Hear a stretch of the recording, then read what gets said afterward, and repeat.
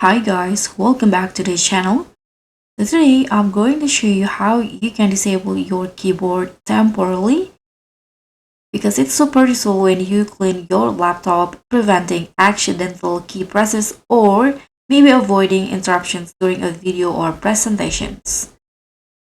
So the simple way to do it is by using a tiny program called Keyboard Locker.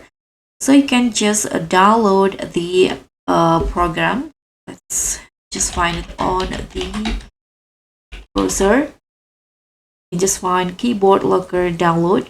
So download the app from the official page, and after that, you can just lock your keyboard by pressing Ctrl, Alt, and also L on your keyboard. And to unlock, you can just type on unlock on your keyboard. So that's really all it takes, super simple. But the next step, you can also do it by using Windows shortcut if you're using a laptop.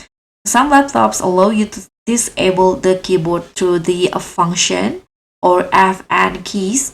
You can just look for a key with a keyboard icon and press on Fn plus that key.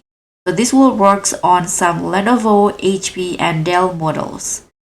And if nothing happens, don't worry, not all laptops support this shortcut. You can also use the device manager. It will, you can just, this is the manual method. You can disable it by right click on the start and choose the device manager.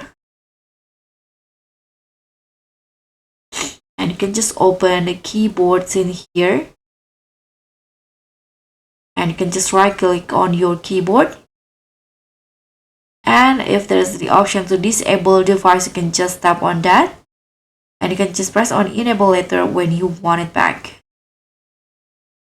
And you need to remember that you don't use this if you don't have a touchscreen or external mouse, because you'll need a way to turn it back on.